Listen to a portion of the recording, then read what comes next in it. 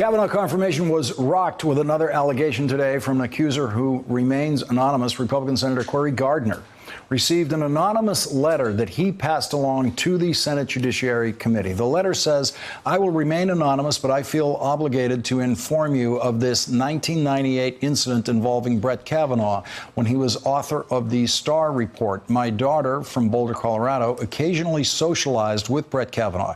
She and a group of 4, including Kavanaugh, met in Washington, D.C. bar.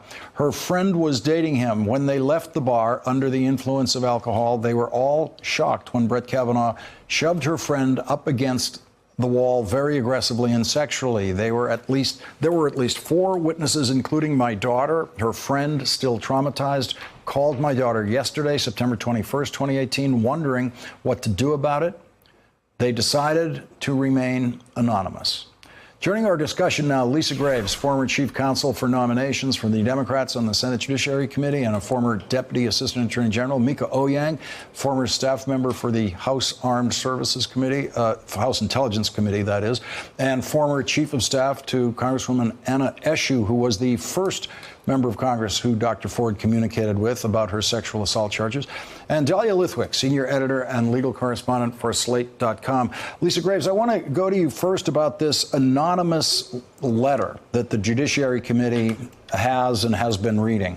What can the Judiciary Committee do with a communication like that? Well, it's certainly possible for Senator Gardner to reach back out to that person, assuming that it's anonymous in the letter, but that perhaps they know the identity of that person, or there could be an appeal for that person to come forward. I think what you're about to see tomorrow is a hearing that has a number of people who should be in the room missing from that room, including Mark Judge, including 2 other women whose statements about Brett Kavanaugh have come forward this week, including the girlfriend of Mark Judge, perhaps, and perhaps this person who comes forward from 1998, because there's a pattern emerging here, and right now the hearing is stacked not to reveal that. In fact, to reveal the opposite, to have someone come forward, Dr. Ford, and then have Brett Kavanaugh say a bunch of denials to the American people, when a denial is the most predictable thing to hear in this case. It's what you almost always hear when someone is accused of rape or sexual misconduct. And Mika Owyang, we're seeing it play out in real time. The reasons why the people who are trying to move something forward in the Senate or the House always want to do it as quickly as possible, because every day it doesn't move is another day for something to get in its way. Every day, something bigger seems to be getting in Brett Kavanaugh's way. The Republicans knew about some of these accusations that had not yet become public when they were trying to force this thing forward to a vote this week. Yeah, the stakes are very high here. The Supreme Court term starts the beginning of October. They're in a big rush to try and get this resolved. But the risk here is that you put someone who is a serial sexual predator on the highest court in the land. And so from that perspective, they really need to get to the bottom of these allegations and not just hear cursorily from one witness, but hear from others who might have been present at some of these other parties, and hear from the whole range of people, because the stakes are very high. This is about someone who will sit in judgment of the entire nation, and they should be held to the highest moral standard. And the Republican staff of the Judiciary Committee has been jumping on the phone almost every day now with Brett Kavanaugh, conducting a new interview, which they then responsibly produce as a transcript, which we now have tonight.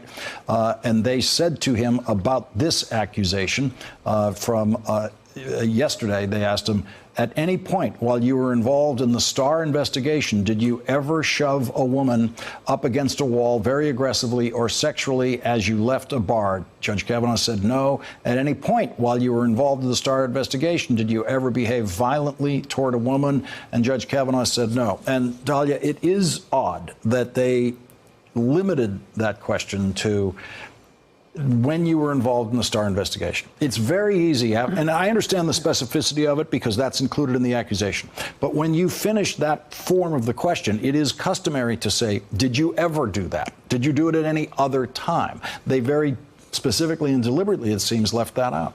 Yeah, I mean, I think I keep remembering it feels like 100 years ago, but I was here a week ago talking to you about process and what kind of process you would do if you really were on a genuine, authentic fact-finding mission, as opposed to a sort of a conveyor belt of move it along, move it along. And I think that so much of what we're seeing now, you know, Lisa makes the point. There is a third person. This isn't he says, she says. Mark Judge, presumably in the room. We have contemporaneous accounts from other people, names of all sorts of people who are willing to testify. And the idea that we're going to narrow these questions and shoot them out and hope for the outcome we want and move this along it's the antithesis of fact-finding.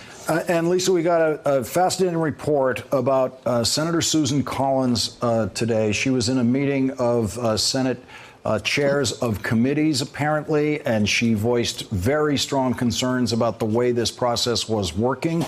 She seems to think that not having an FBI investigation is a mistake, according to this report of what she had to say in that meeting. But so far, Mitch McConnell has been able to contain every Republican senator and managed to get every single Republican senator to join publicly in the idea that we do not need an FBI investigation. Well, it's an enormous mistake to proceed without an FBI investigation, that supplemental review, to go interview a number of witnesses, get them on the record, speaking directly to the FBI with all the consequences that that entails, and have that information come back to the Senate, or perhaps have Brett Kavanaugh withdraw. I hear people talking about this as a job interview of significant consequence. It almost feels like a really bad reality TV show where you get married after just meeting someone, but the consequences for the real life are really horrible, because in this instance, it's like you can't really get divorced from this person once they're on the court without extraordinary means. I don't know any reason why the American people would go along with this and let someone who has these types of very serious allegations, along with his very serious credibility problems, his history as a political operative, his lies and misleading to the Senate, along with this extraordinary set of circumstances of woman after woman after woman coming forward and saying that he sexually assaulted them or attempted to do so. This is unprecedented and unworthy of our Supreme Court. It just cannot stand. I don't think the American people are going to stand for it. And the American women across this country are certainly not going to stand for it. And Mika, I know all congressional staffers have seen members of Congress, senators, say things in these closed-door sessions that they will not say publicly. But what Susan Collins is reported to have said is really a giant leap away from what she's saying publicly. Apparently, she brought the affidavit, Michael Avenatti's client Julie Swetnick's sworn affidavit, to this chairman's committee, and this meeting today had nothing to do at all with the Judiciary Committee investigation. So Susan Collins was forcing this subject on a room that didn't want to hear about it. It was more organizational for what they're doing on other legislative fronts. And apparently, according to this report, Senator Collins said that the fact that it was a sworn affidavit gave real weight to the allegation, and in her mind, it now made sense to subpoena Brett Kavanaugh's friend, Mark Judge. Now, that is a strong position that all of the Democrats have been holding publicly, and the notion that Susan Collins has that position herself, but so far is unwilling to say it publicly, must be pretty scary for the Republicans. That she's possibly a breath away from saying it publicly. That's right. And she may not be the only one. I've seen many times in closed-door meetings among senators, they're much more willing to share their doubts away from the cameras, away from the reporters. And what we saw Senator Coons was speaking about was that many more senators are uncomfortable with this process. They don't like this rush to judgment.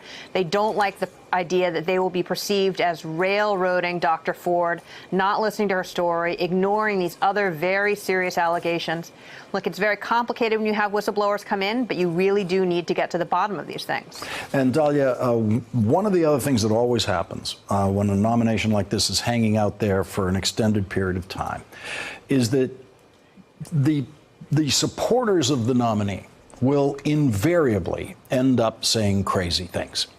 The star of that now is Lindsey Graham. We thought it was going to be the older senators. We thought it was going to be Orrin Hatch. But Lindsey Graham today said, this is his defense of Brett Kavanaugh, he's not Bill Cosby.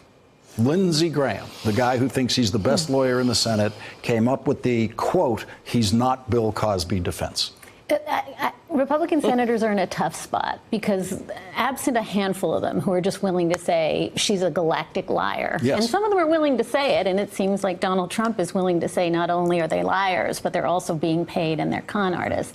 The rest of them are trying to thread this needle between saying things like that and saying, let's hear her out even though we're still going to vote against her. So he's not Bill Cosby, you know, I guess that's in the pantheon of things I wouldn't say if I thought, you know, an appearance of neutrality mattered, but I think it's a lot better than some of the things we're hearing Donald Trump it was say. funny to watch Donald Trump try to thread the needle today in his very peculiar way, where he did some real damage to Brett Kavanaugh. We're going to look at that later. Lisa Graves, Mika Oyang, Dahlia Lithwick, thank you for starting our conversation tonight. Thanks for checking out our YouTube channel. Subscribe by clicking on the button below for more from The Last Word and the rest of MSNBC.